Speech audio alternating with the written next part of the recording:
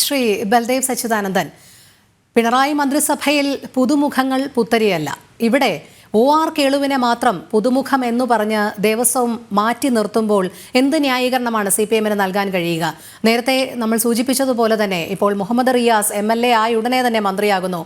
ആരോഗ്യമന്ത്രി വീണ ജോർജിന് എന്ത് പ്രവൃത്തി പരിചയമാണ് ആരോഗ്യമേഖലയിൽ മുൻപ് ഉണ്ടായിട്ടുള്ളത്? അതുമാത്രമല്ല, നമുക്കറിയാം വയനാട് ഒഴിയുന്ന സ്ഥാനത്തേക്ക് മന്ത്രിയെ പരിഗണിച്ചപ്പോൾ സച്ചിൻ ദേവിനെയും ശ്രീനിജിനെയും ഒക്കെ പരിഗണിച്ചതാണ്. അവരിൽ നിന്നും കൂടുതൽ അനുഭവ സമ്പത്ത് OR കേളുവിനുണ്ട് എന്നുള്ളത് മാനിച്ചുകൊണ്ടാണ് OR കേളുവിന് നൽകിയത്. പിന്നെ എവിടെയാണ് CPM-ന് ദേവസ്വം നൽകുന്നതിൽ നിന്ന് പിന്നോക്കം വലിക്കുന്ന ഘടകം?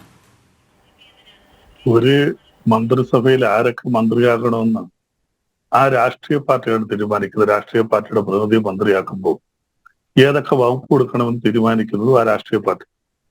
ഇവിടെ അവതാരകർ പറഞ്ഞു തുടങ്ങിയത് തന്നെ ദേവസ്വം എടുത്തു മാറ്റിയെന്ന. കോയാർക്കളിൽ നിന്ന് വകുപ്പൊന്നും എടുത്തു മാറ്റിയിട്ടില്ല. അദ്ദേഹം പുതിയതായിട്ട് മന്ത്രിയാവുകയാണ്. അദ്ദേഹം മന്ത്രിയായപ്പോൾ അദ്ദേഹത്തിന് പട്ടികജാതി പട്ടികവർഗ ക്ഷേമ വകുപ്പാണ് അദ്ദേഹത്തിന് കൊടുത്തത്. മന്ത്രിസ്ഥാനം ഒന്നും എടുത്തു മാറ്റിയിട്ടില്ല. വേറൊരു മന്ത്രി മാറിയപ്പോൾ സാങ്കേതികമായ ഒരു സംശയം ഉള്ളതുകൊണ്ട് ചോദിക്കുകയാണ്. സാധാരണ രീതിയിൽ കെ രാധാകൃഷ്ണൻ മന്ത്രിസ്ഥാനം മാറുമ്പോൾ, അതായത് MP ആയി നിലവിൽ ചുമതല ഏൽക്കേണ്ടതുകൊണ്ട് അദ്ദേഹത്തിന്റെ മന്ത്രിസ്ഥാനത്തേക്ക് ഒഴിവ് വരുന്നു. മറ്റൊരു മന്ത്രി ആര് എന്നുള്ള രീതിയിൽ പരിഗണിക്കവെയാണ് വയനാട് നിന്നുള്ള മാനന്തവാടി MLA OR കേളുവിനെ പരിഗണിക്കുന്നത്. അദ്ദേഹം സ്വാഭാവികമായും വഹിക്കേണ്ടത് കെ രാധാകൃഷ്ണൻ വഹിച്ചിരുന്ന പദവികൾ തന്നെയല്ലേ, വകുപ്പുകൾ തന്നെയല്ലേ? അതിൽ ഈ പട്ടികജാതി പട്ടികക്ഷേമ വകുപ്പ് മാത്രം നൽകിക്കൊണ്ട് മറ്റ് 2 വകുപ്പുകൾ, അതായത് ദേവസ്വം VN വാസവനും പാർലമെന്ററി കാര്യം MP രാജേഷിനും നൽകിക്കൊണ്ടുള്ളൊരു തീരുമാനം, അതുമാത്രമാണ് ചോദിച്ചത്.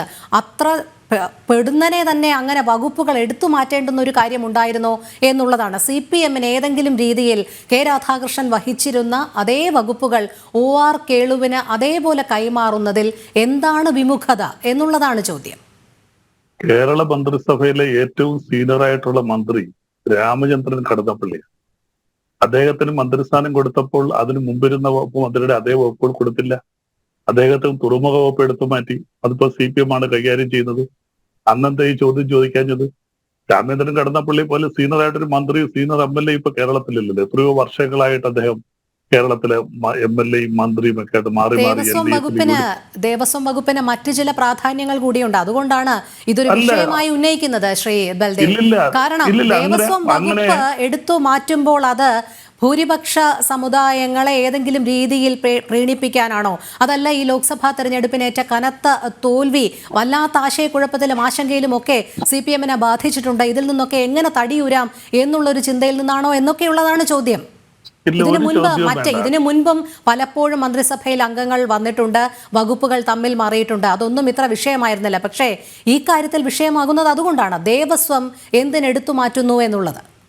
ഇത് ആര് വിഷയമാക്കി? ഇവിടെ ഇടതുപക്ഷക്കാർക്കോ ഈ ഗവൺമെന്റിനെ നയിക്കുന്നവർക്കോ, ഈ ഇടതുപക്ഷത്തിലുള്ള ഞങ്ങളൊക്കെ ഇടതുപക്ഷത്തിലെ പാർട്ടിക്കാരാണ്, ഞങ്ങൾക്കാർക്കും ഒന്നും ഒരു വിഷയമില്ല. ഇത് BJP-യുടെ സംസ്ഥാന പ്രസിഡന്റും കുറെ കോൺഗ്രസ്സുകാരും വിഷയമാക്കി. അല്ല, ഇവിടുത്തെ ജനങ്ങൾക്ക് വിഷയമൊന്നുമില്ല. അപ്പൊ ഇതൊന്നും വിഷയമൊന്നുമല്ല. അതിന് ഉദാഹരണമാണ് ഞാൻ പറഞ്ഞത്. ഇടതുപക്ഷത്തിന് മാത്രമല്ല വിഷയം. നമുക്കറിയാം ഗോത്രവർഗ നേതാവ് ഗീതാനന്ദൻ പോലും അത് പരസ്യമായി പറഞ്ഞിരിക്കുകയാണ്. താങ്കൾ അത് തീർച്ചയായും ശ്രദ്ധിച്ചിരിക്കും അല്ലേ? ഗോത്രവർഗ നേതാവ് ഞങ്ങൾ ഇടതുപക്ഷത്തിന്റെ ആരും അല്ലല്ലോ. അത് ആർക്കും അല്ല. പക്ഷേ അദ്ദേഹം പ്രതിനിധാനം ചെയ്യുന്ന ഒരു വിഭാഗമുണ്ട്. അതിനെ തള്ളിക്കളയാൻ സാധിക്കുമോ? ഇല്ലില്ല. അതിപ്പോ ഗോത്രവർഗ നേതാവ് വന്ന് അദ്ദേഹത്തിന് ഇന്ത്യയുടെ പ്രധാനമന്ത്രിയാക്കണം എന്ന് പറഞ്ഞാൽ BJP പിടിച്ച് പ്രധാനമന്ത്രിയാക്കും. അങ്ങനെ ചെയ്തൊന്നുമില്ല. അപ്പൊ അത് പാർട്ടിയാണ് തീരുമാനിക്കുന്നത്. ഒരു പാർട്ടി, ഒരു സമുദായ സംഘടനയുടെ നേതാവ് വന്നുകൊണ്ട് ഞങ്ങളുടെ നേതാവിനെ ഇന്ന മന്ത്രിയാക്കണം, അല്ലെ ഞങ്ങളുടെ സമുദായക്കാരനെ മന്ത്രിയാക്കണം എന്ന് പറഞ്ഞാൽ ഒരുപക്ഷെ കോൺഗ്രസ് കേൾക്കുമായിരിക്കും, മറ്റു പാർട്ടികൾ കേൾക്കാം. കമ്മ്യൂണിസ്റ്റ് പാർട്ടിക്കൊന്നും അങ്ങനെയുള്ള ശീലമൊന്നുമില്ല. ഇവിടെ സമുദായ സംഘടനകളല്ല അങ്ങനെ നേതൃത്വം നൽകുന്നത്. ഗോത്രവർഗ നേതാവ്, നാളെ മറ്റൊരു ആദിവാസി നേതാവ് വന്ന് ഞങ്ങളുടെ MLA ഇവിടുത്തെ മുഖ്യമന്ത്രിയാക്കണം, അല്ലെങ്കിൽ ആഭ്യന്തര വകുപ്പ് കൊടുക്കണം, അല്ല ദേവസ്വം കൊടുക്കണം. പിന്നെ വകുപ്പുകൾക്ക്, എല്ലാ വകുപ്പുകൾക്കും അതിൻ്റെതായിട്ടുള്ള പ്രാധാന്യമുണ്ട്. ഏത് വകുപ്പാ ചെറുത്? അങ്ങനെ ചെറുതും വലുതും ഒന്നും പ്രത്യേകിച്ച് വകുപ്പുകളൊന്നുമില്ല. വകുപ്പുകൾ കൈകാര്യം ചെയ്യുമ്പോൾ ചെയ്യുന്ന വ്യക്തിയുടെ കഴിവനുസരിച്ച് ചിലപ്പോൾ ആ വകുപ്പുകൾക്ക് പ്രാധാന്യമുണ്ടാവും. ആരോഗ്യവകുപ്പ് നമുക്കറിയാം, അല്ലെങ്കിൽ വിദ്യാഭ്യാസ വകുപ്പ് അറിയാം. അതൊക്കെ വലിയ വിദ്യാഭ്യാസ വിചക്ഷണന്മാർ കൈകാര്യം ചെയ്യുമ്പോൾ അത് വലിയ വകുപ്പായിട്ട് തോന്നും. കഴിവില്ലാത്തവർ കൈകാര്യം ചെയ്യുമ്പോൾ അത് ചെറിയ വകുപ്പായിട്ട് തോന്നും. അപ്പൊ അതുകൊണ്ട് ആ വ്യക്തിക്ക് അവിടെ ഒരു പ്രാധാന്യമുണ്ട്. ഇപ്പൊ ദേവസ്വം ഇപ്പൊ ചെയ്യുന്ന ഷെഡ്യൂൾഡ് കാസ്റ്റ് വകുപ്പ് എന്ന് പറയുന്നത് പണ്ട് പട്ടികജാതിക്കാർക്ക് കൊടുക്കാതെ തന്നെ മുന്നോക്ക സമുദായത്തിലെ MLA-മാര്, മുഖ്യമന്ത്രിമാര് തന്നെ, അല്ലെങ്കിൽ മന്ത്രിമാര് കൈവച്ചിരുന്ന സമയമുണ്ട്. പട്ടികജാതികൾക്ക് പട്ടിക മന്ത്രിക്ക് കൊടുക്കാതെ മുഖ്യമന്ത്രി കൈവച്ചിരുന്ന എത്രയോ ഗവൺമെന്റുകൾ ഉണ്ടായിട്ടുണ്ട്. അപ്പോൾ അതുകൊണ്ട് ഈ വകുപ്പിനെ ഒന്നും ചെറുതായിട്ട് കാണണ്ട. കേളുവിൽ നിന്ന് ഒരു വകുപ്പ് ഞങ്ങൾ എടുത്തു മാറ്റിയിട്ടില്ല. ഒരു ഇടതുപക്ഷ ഗവൺമെന്റ് ആദ്യമായിട്ടാണ് ഒരു ആദിവാസിയെ ഇവിടെ മന്ത്രിയാക്കുന്നത് അദ്ദേഹത്തിന് പ്രാധാന്യമുള്ള ഒരു വകുപ്പ്.